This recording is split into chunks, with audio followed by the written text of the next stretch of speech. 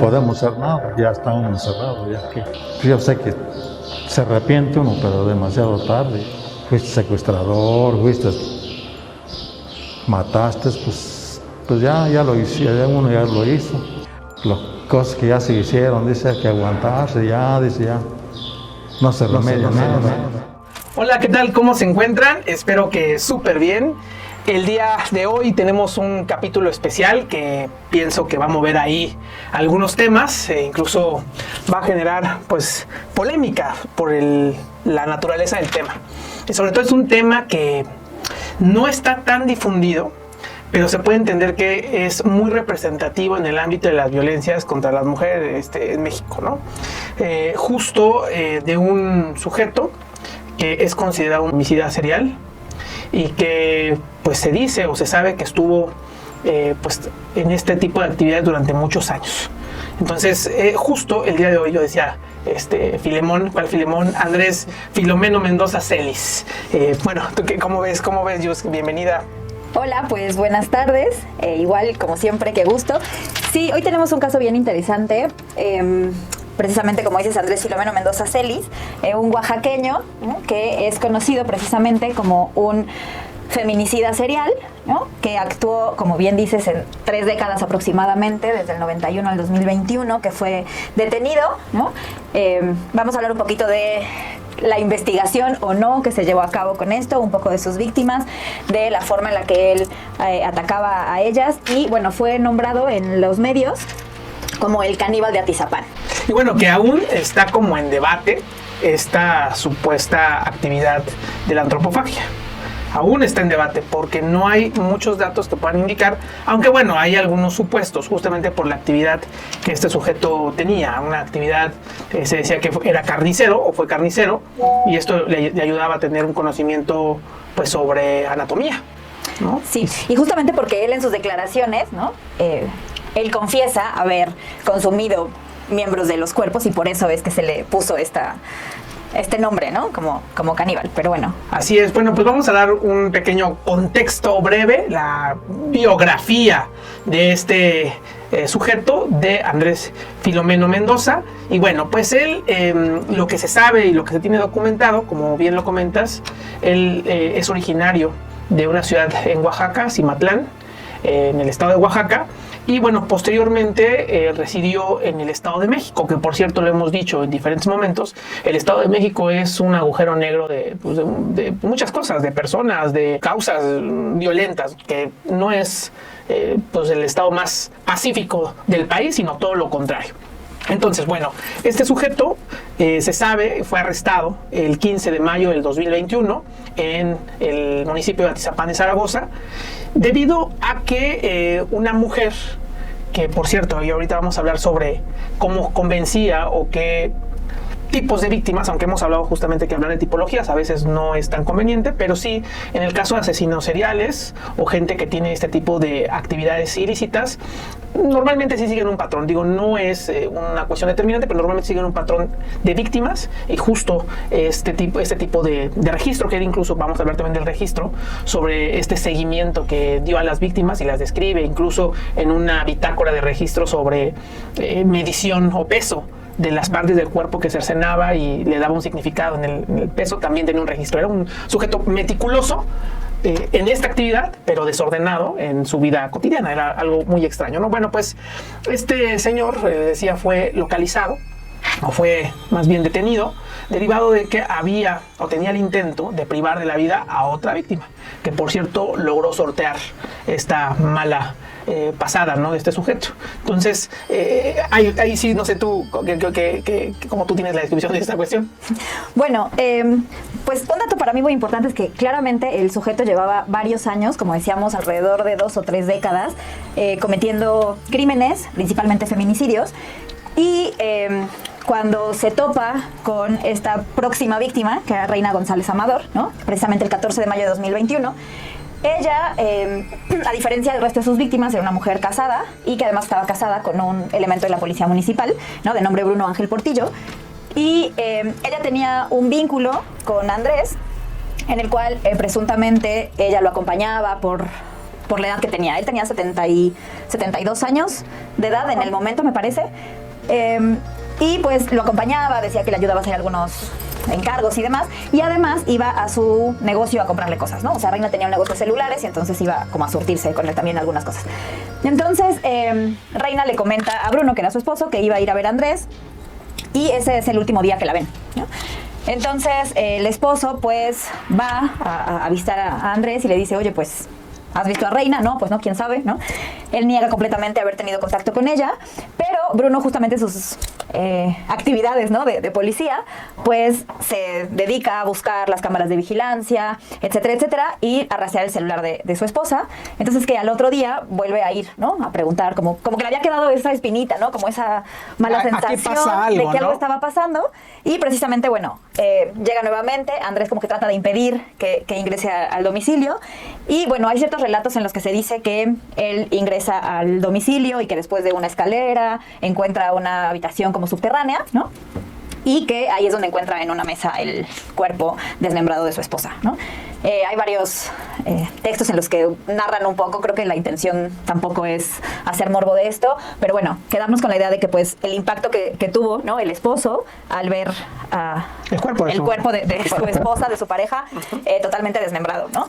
Entonces, a partir de esto, pues es que se empiezan a buscar más elementos, ¿no? En la investigación, y terminaron por encontrar casi 5,000 restos óseos, ¿no? Dentro del domicilio. Las víctimas conocidas, de las cuales se tiene como registro y conocimiento, pues efectivamente es Reina González Amador, que es la última víctima conocida, pero también está Flor Vizcaíno Mejía, Rubicela Gallegos Castillo, Norma Jiménez Carreón, Berenice Sánchez Olvera y Aline y Gardenia, que por cierto comparten características por lo menos etarias, es decir, características de edad.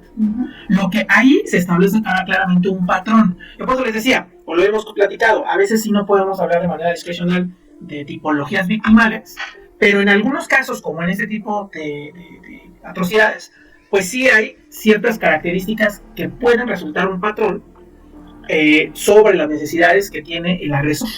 O sea, justamente eso, ¿no? Entonces, hay varias, ¿no? Incluso también en medios de comunicación se ha hablado de que todas las mujeres ejercían el sexo servicio, lo cual también creo que es un prejuicio y un estereotipo, aunque este sujeto sí buscaba a mujeres en bares o lugares donde había una cierta actividad nocturna, y que eso no traduce que por trabajar en un bar se ejerce el sexo servicio. Es una cuestión estigmatizante y que también resta, o que se intenta con este discurso restar importancia a las víctimas y responsabilizarlas de su propia victimización, y eso ocurre muy, muy seguido, ¿no? Bueno, pues Principalmente cuando las víctimas son mujeres.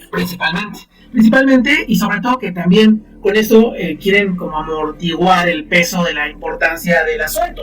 Claro. A ver, sí, es que son 10 mujeres, pero eran sexoservidoras, no, son 10 mujeres. Claro. Sin embargo, en esta cuestión popular se intenta pues legitimar al tipo de víctimas por una supuesta actividad, ¿no? Pero sí, vamos a ver esos patrones, justamente la edad, y patrones sí que probablemente trabajaban en lugares donde había actividad nocturna, que no sabemos, son centros nocturnos, bares, puede ser cualquier cosa, ¿no? Igual hay actividad nocturna en una estación de taxis, o sea, de una radiooperación también hay actividad nocturna. Hay algo que sí también se presenta como algo muy repetitivo, que probablemente las víctimas sí eran mujeres que criaban solas. Pero eso también corresponde a una lógica, excepto la última víctima, que sería Reina, ¿no? A ver, ¿para qué un asesino serial buscaría estas características? Edad, actividad o una condición a lo mejor, ¿no? sobre la crianza y la maternidad. ¿Por qué una madre que cría sola y por qué no una mujer casada? Que por cierto, en el último asunto se define por qué no las elegía así. Vamos a narrar un poquito de ello, pero sí, justamente hablamos de vulnerabilidades, de necesidades. Yo tuve un debate justamente con este enlace que dio algunos datos de los cuales vamos a hablar, y debatíamos sobre la posibilidad de que si se tratara de un psicópata o no. Fíjense lo que voy a hablar. Esto es un tema delicado, pero también es un tema que se tiene que tratar con seriedad y con mucho profesionalismo. ¿Qué hace a una persona tener rasgos o personalidad psicopática?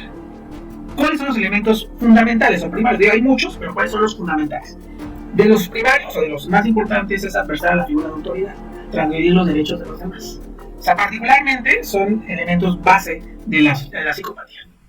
Pero algo que sobresale de Andrés es la actividad comunitaria y de ayuda que mantuvo en su entorno. Una persona puede mentir a muchos poco tiempo, pero una persona no puede mentir a todos todo el tiempo, y toda la actividad que se ha registrado sobre Andrés es justamente una actividad prosocial, e incluso fue miembro del Consejo de Participación Ciudadana, presidente del Consejo de Participación Ciudadana. Entonces, vamos a entender varios elementos. Se trata de un sujeto que tiene una personalidad psicopática, o se trata de un sujeto que guarda algún tipo de psicopatología o de característica psicológica o de elementos psicológicos que no le permiten sortear o que no le permiten detenerse ante esta necesidad de matar.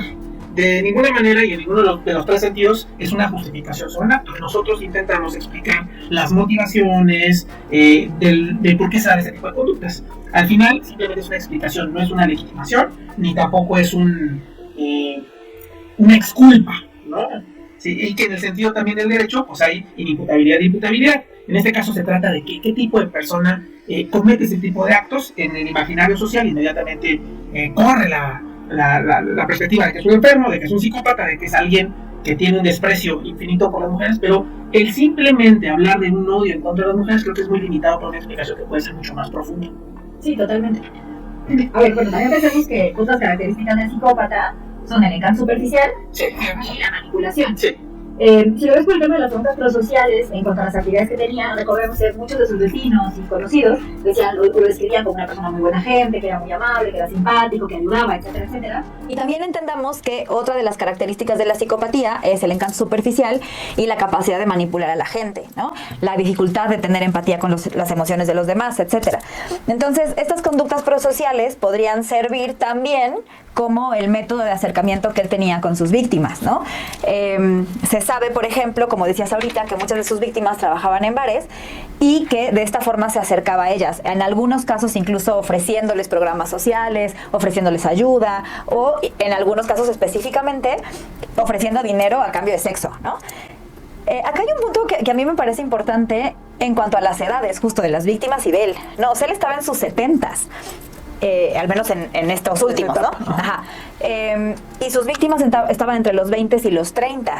Entonces, era un hombre que se acercaba a ellas y que a partir de engaños, ¿no? Que también tiene esta característica de manipulación, de falta de empatía, se les facilitaba, digamos, a las víctimas acercarse a él y que fueran llevadas al domicilio, ¿no? Entonces, como bien dices, no se trata por un lado de justificar al agresor por algo. Además, bueno, la psicopatía pues no lo vamos a entender como una característica incluso de inimputabilidad de ninguna manera, ¿no? Yo creo que una especie de psicosis o algo así que lo hiciera inimputable creo que no existe. O sea, por ahí no me parece un sujeto totalmente responsable de los hechos que cometió. Y porque también, como decíamos, la selección de las víctimas resulta como muy específica, o sea, sí tiene ese patrón. Incluso él mismo decía que todas sus víctimas habían sido mujeres bonitas, ¿no? Y me parece también que un factor importante, como lo es en muchos feminicidas, es que el detonante, digamos, el factor final, ¿no? Antes de la comisión del hecho, era el rechazo por parte de ellas, ¿no? O sea, el rechazo por su aspecto físico, el rechazo por su edad, que era algo con lo que él tampoco podía lidiar de una manera, pues, digamos, sana, exacto. Y entonces, es como un mal manejo del rechazo, ¿no? Claro, no me parece tampoco extraño, ¿no? O sea, un sujeto que también pues busca cierta confirmación de poder, ¿no? Al acercarse a víctimas más jóvenes o a mujeres más jóvenes que iban a terminar siendo sus víctimas, ¿no? Entonces, no sé cuál era tu postura en el debate de si era o no un psicópata. Sí, a ver, yo creo que lo que establecían, en realidad, desde luego que la psicopatía no genera o no es causal de inimputabilidad, o sea, totalmente de acuerdo. Pero entender que no todas las tipologías o no todos los delincuentes que realizan ese tipo de actos pueden ser considerados bajo algunas características ya muy específicas, ¿no? Entender que si tal persona tenía un trastorno tal, pues el otro si comete lo mismo va a tenerlo. Eso en primer momento. En segundo momento, entender realmente cuál es la problemática intrínseca del sujeto. Fíjate, justo se decía y se ha difundido por medios de comunicación que él solicitaba, o más bien daba ayuda a cambio de sexo, lo cual hay otras versiones que niegan este hecho. El decir que él simplemente buscaba compañía para ganarse la confianza de las personas y generar un acercamiento. Incluso él tiene una discapacidad que le impedía un desplazamiento, al menos en los últimos años, un desplazamiento y que pudiera someter. Es decir, él iba de poco a poco con estrategia, con un supuesto apoyo, incluso se hablaba de apoyos económicos. Él iba acercándose hasta romper las resistencias de la víctima, generar esta relación de confianza, y una vez que la llevaba a su lugar de confianza y cuando él ya tenía seguridad sobre que podía hacer este tipo de actos, él perpetraba este hecho. Entonces, el sujeto disfrutaba el realizar estos actos, o el sujeto tenía una problemática psíquica que le hacía generar esta repetición de actos. Repito, no es una justificación, pero sí es importante conocer las causas más allá de un discurso, que puede ser muy estereotipado. Y al final esto es un análisis, ¿no? Pienso que una persona que no puede detenerse y no goza los actos cometidos, me parece que hay un sufrimiento de por medio. O sea, no es lo mismo aquel que perpetra un acto y lo goza, lo disfruta, ¿sí?, que alguien que lo hace y no se puede detener. Esto, desde luego que tampoco, repito, no justifica un hecho, pero al menos sí explica la realidad del sujeto y también da a entender que hay razones o motivaciones atrás que lo llevan a este tipo de configuraciones, ¿no? A este tipo de realidades que al final pues terminan victimizando a personas. Entonces, eso es por ello que no se puede hablar así por isofacto, que se trata de un psicótico, de un psicópata, y desde luego un psicótico no lo es, ¿no? Plena conciencia, pleno conocimiento, tal en ese sentido, que se andaba escondiendo y andaba viendo que no fuera descubierto por el hecho, ¿no? Que eso es un elemento ahí.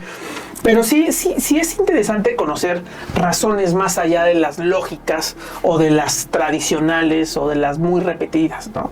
Era un odio-desprecio, muchas personas podían considerar, sí, era odio-desprecio porque asesinaba a una mujer, pero era la motivación real, era la motivación intrínseca, o había otro tipo de cuestiones. ¿Tú qué opinas? Yo creo que había las dos. ¿Las dos? Sí, yo creo que había, claro, sí, un odio, llamémosle así, un odio, desprecio específicamente hacia las mujeres, pero también siento que algo le representaba, como una víctima sí seleccionada, pero una víctima simbólica de alguna manera, y por eso la selección similar, ¿no? De al menos que, como repito, que a él le parecían mujeres bonitas, y por las edades de estas, y por las ocupaciones. Me parece que no fueron casos aislados, que no fueron casos al azar, ¿no? En los que él sí había esta elección o esta decisión, ¿no? de perpetrar los actos, porque además pues también en cuanto al modus operandi, y repito, el método de acercamiento pues era como muy parecido también, ¿no? O sea, como ya explicaste, un método de engaño y de confianza previa, ¿no? De generación de confianza previa, para que finalmente, bueno, llegara al punto final. Y la forma en que acababa con las vidas de estas mujeres y lo que hacía posteriormente también me parece, de alguna manera, tú llamabas hace ratito meticuloso, me parece, ¿no?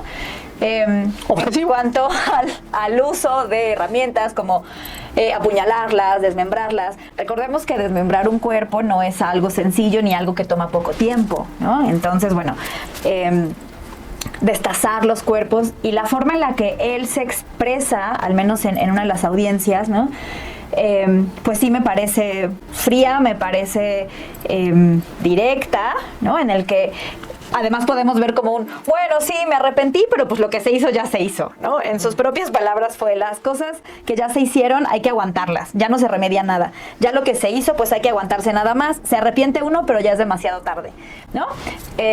No sé, si yo leo esas palabras o las escucho, no me queda como la sensación realmente de un arrepentimiento, claro, ¿no? Como de, pues ya, bueno, te arrepientes, pero ya es demasiado tarde.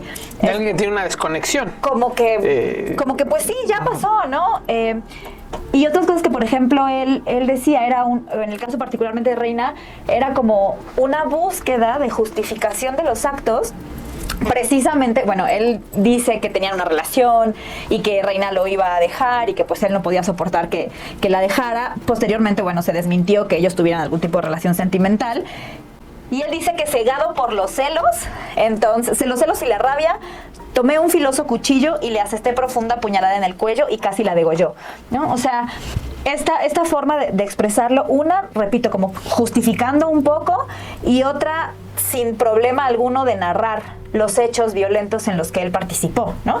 Me parece como también un desprecio por las víctimas, una falta de valor nuevamente a la vida humana, ¿no? Y en este caso a las mujeres que asesinó. Y bueno, decir que no solamente fueron mujeres, también se encontró el cuerpo de un menor de edad y de un hombre, ¿no? Por ahí no se supo como... No se sabe hasta tanto ahora. más, bueno, no se sabe hasta ahora de quiénes fueron, porque como decías, falta una identificación, ¿no?, más profunda de los hallazgos, como ya mencionabas, ¿no?, en cuestiones genéticas, para terminar de descifrar quiénes fueron específicamente todas las víctimas. Sí, justo, mira, sí veo esta parte de meticuloso, más bien hacer una referencia a obsesivo. Aparte de generar un registro, también fueron encontradas fotografías de las víctimas que él se tomaba prácticamente previo al feminicidio, en este caso concreto de las víctimas que se tiene conocimiento. Y videos durante. Y videos. Es otro elemento, ¿no? Videos durante la realización de estos actos. Hay un dato de que fue encontrado también en su cocina, que por cierto estaba el cuarto, y de forma contigua estaba la cocina, ¿no? Que por cierto no era una casa muy grande, era una casa pues pequeñita, prácticamente de 2 cuartos o 3 cuartos, pero pequeños. Pero se encontró en una de las cazuelas carne. Se presume que es carne humana. Y de ahí también nace esta versión de que se trata justamente de un caníbal. Por eso, en el sentido popular, se le bautiza como el caníbal de Atzapán. Uno, porque vivió en Atzapán, Zaragoza, en el Estado de México, y otra porque se considera o se piensa que él realizaba este tipo de actos, ¿no? Y que también tiene una cuestión simbólica. No cualquier persona come carne humana. Y algún dato que también resulta un poco muy horrible o escalofriante es el hecho de, bueno, si no les parecía poco esto, que es terrible, pero las víctimas, cuando eran pues desolladas o la carne, se sabe que también la daba a sus vecinos. Uh-huh. Entonces, imagínense este tipo de cuestión. O sea, que el sujeto todavía, tras de cometer esos actos, comer carne humana, invitaba a la comunidad a comer carne humana. Obviamente sin el conocimiento de lo que se trataba, ¿verdad? Y eso, pues sí, resulta un acto muy perverso. Eso sí resulta un acto muy perverso. Así como lo que tú acabas de comentar en la audiencia, bueno, otro de los elementos igual de la psicopatía es la falta de empatía, ¿no? Y ahí sí, bueno, se evidencia desde luego una falta de empatía, y en el acto mismo se evidencia una falta de empatía, porque quisieron justificar al sujeto, y como muchos han querido en otros tipos de casos, en otros asuntos, el hablar de que la persona que comete ese tipo de actos sufrió mucho, ¿no? Y que por ello se entiende que terminan realizando estos actos, pero esto va más en el sentido que han querido justificar el acto para lograr su liberación. Al final sí hay que hacer la distinción entre aquellas personas que lo hacen por ganas, por gusto, por placer, y aquellas que lo hacen movidos por cuestiones internas que el propio sujeto no puede tener, que hay un sufrimiento en algunos casos, ¿no? Aunque pareciera que no hay una conexión entre los hechos y el sufrimiento que puede vivir la persona, pero que no puede detenerse. Uh-huh. Sí, incluso pues hay casos documentados sobre esto que yo comento. Bueno, otra de las cuestiones que también es interesante es el hecho del periodo de enfriamiento, o sea, el tiempo que llevó, o al menos de lo que se piensa, porque es otra cuestión. Hay muchos datos de mujeres desaparecidas en ese corredor. Y digo corredor porque pues la divide el periférico norte. Prácticamente en el periférico norte están varios municipios sobre el periférico norte, que serían Naucalpan, Tepán, Zaragoza, Tlalnepantla, más arribita de Ecatepec y Tecámac y esos. Pero justamente durante esos años también hay mujeres desaparecidas, e incluso en algunos municipios se encontraron mujeres desolladas. Hay una mujer que fue desollada. El hecho de generar esta hipótesis de asociación de casos que pudieran estar vinculadas, hay un asunto de una mujer que trabajaba en un bar. Ella sí en sexo servicio, y fue encontrada en un lote baldío, en un municipio de esos que les comento, pero sin rostro. Otra mujer que fue encontrada, pero simplemente con el esqueleto de la extremidad inferior. Y estos cortes son hechos por personas o por una persona que tiene un conocimiento sobre cómo hacerlo, ¿no?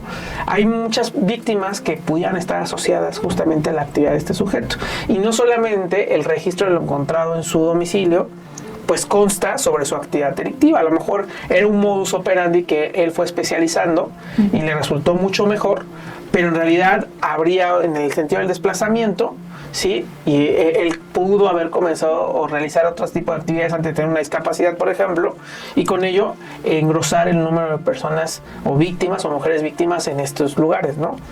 Que desde luego también no omite la posibilidad de que existan otros agresores que también estén vinculados a este tipo de delitos, pero no vinculados con él, desde luego, ¿no?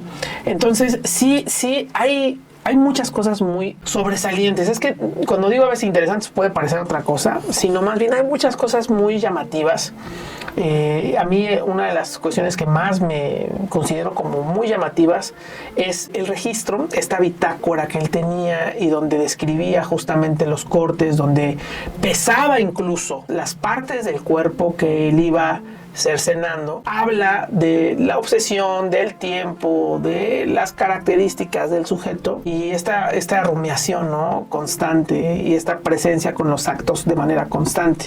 A mí eso me parece un caso muy distinto a muchos. Guarda características únicas. No, sí, tener esa recopilación de datos, de nombres de las mujeres. Recordemos también que encontraron identificaciones, maquillajes, bolsos, o sea, como objetos muy personales de las víctimas que podían identificarlas, ¿no? Pero no solamente identificarlas en una cuestión forense, sino identificarlas a ellas como mujeres y como casos individuales, ¿no? Creo que eso es algo bien importante que no debemos de perder en cuenta, ¿no? O sea, que fueron mujeres, que eran hijas, que eran madres, que eran hermanas, etcétera, etcétera, más que una víctima más, ¿no? Y sí, me parece que puede haber o debe haber casos que estén vinculados también con este sujeto que no han sido descubiertos, ¿no? O que no se les ha puesto un nombre. Sabemos que hay familiares de mujeres desaparecidas que han ido a fiscalías a pues a intentar poner una denuncia de desaparición, intentar que se analicen partes de los restos óseos que fueron encontrados para saber si pertenecen a sus familiares, y que los mismos familiares de las víctimas o de las posibles víctimas han mencionado, ¿no?, la incompetencia o la insensibilidad de agentes del Ministerio Público, de agentes investigadores, que pues desafortunadamente son casos que vemos constantemente, ¿no? O formas de actuar que vemos constantemente. Entonces, bueno, pues finalmente pues este sujeto fue sentenciado, ¿no? En marzo de 2022 él tuvo una sentencia de prisión vitalicia por el caso de Reina, pero tuvo un total de 8 sentencias, ¿no? La primera que fue esta de prisión vitalicia, y en octubre, también de ese mismo año, 2022, una sentencia de 55 años, en enero del 2023 una sentencia por 92 años, ya por feminicidio y por la muerte de un niño, que es el caso del menor que les comentaba. En marzo, en julio, en agosto y en diciembre de 2023 también recibió sentencias de 55 años por feminicidio y por la desaparición de 4 mujeres más. Y finalmente, en febrero de 2024, ¿no?, ya más recientemente, otros 55 años por feminicidio y desaparición de otra mujer. Entonces, bueno, pues en esto acabó el caso de este sujeto, con 8 sentencias, ¿no?, totales, en el que las familiares de las víctimas también decían, bueno, pues nadie me va a regresar a mi hija o a mi hermana, pero pues me alegra saber que este sujeto siempre va a estar en prisión, ¿no? Claro. Fíjate que a raíz de la sentencia, él se encontraba en el penal de Barrientos, ahí en Tlalnepantla, más o menos relativamente cerca de Tizapán, Zaragoza. Y resulta que recibió amenazas dentro de la institución penitenciaria. Hay 2 tipologías o 2 delitos que son imperdonables en las cárceles, ¿no? Una, la violación, y otra, los que cometen los asesinos seriales. O sea, no son como bien vistos en las instituciones penitenciarias. Y los que agreden a niños. Sí, también sí, es cierto. Entonces, justo para cuidar su integridad personal, se trasladó a el penal de Tenango del Valle, ya más cerca de Toluca, entre Toluca y Metepec, en el Estado de México. Entonces, esto también habla que pues el sujeto, a pesar de las sentencias, a pesar de todo, y del odio y el encono que ciertos grupos tienen con él, pues aún así se intentó pues resguardar sus derechos y garantías constitucionales. Aunque desde luego, bueno, esto tiene que ser aplicable a toda la población penitenciaria independientemente de de los actos cometidos, ¿no?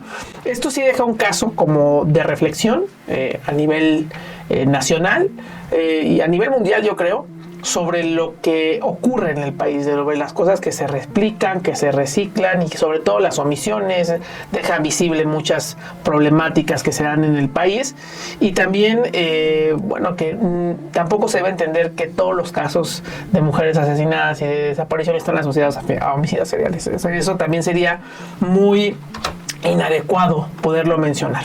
Entonces, bueno, vamos a dar cierre con este asunto. Era esta descripción. Ustedes ya vieron la historia que se narró, que se hizo en torno a este sujeto. Y bueno, pues no sé si tú quieras agregar alguna otra cosa. No, pues nada más, ¿no? Que aunque pareciera que se vea como un caso de éxito porque terminó en múltiples sentencias, pues bueno, sí dejar como tarea, ¿no? El reflexionar sobre las muertes de mujeres, ¿no? Sobre los casos, más del 90% de casos que siguen en impunidad, y bueno, pues cuántos de estos pudieran pertenecer a este sujeto y cuántos a otros, muchos más que pues falta por descubrir, ¿no? Y bueno, pues nada, eso, y muchas gracias. Muchas gracias. Hemos tenido, la verdad, cada vez un poquito más de presencia. Si ustedes tienen interés o les gusta este podcast, que ahora lo llevamos también en video, pues sí les pediríamos que nos ayuden a difundirlo, ¿no? A difundirlo para que también pues llegue a más oídos, a más personas, y eso nos permita también poder hacerlo de manera más frecuente. Eso es importante. Entonces sí les diría, y por cierto, si ya se escuchan en varios países, ahí te mencioné la estadística de los lugares, particularmente en Estados Unidos, en Colombia, en Francia. Yo desconozco quién escucha en Francia. Y en Alemania. Pero gracias. Y en Alemania, gracias, igual para quienes estén en esos países. Y vamos a seguir haciendo estos trabajos, ¿no? Difundiendo información de carácter científica, forense, desde la perspectiva de derechos humanos, como señala también Yus, para que se conozcan estos casos y también demos un punto de vista que a veces pienso que no se da de la mejor manera en todos los que divulgan este tipo de información. ¿No crees? Cierto. Bueno, pues muchas gracias, nos estamos viendo próximamente y si tienen una petición de algún tema o algo, sin problema lo pueden señalar para que nosotros lo podamos hacer.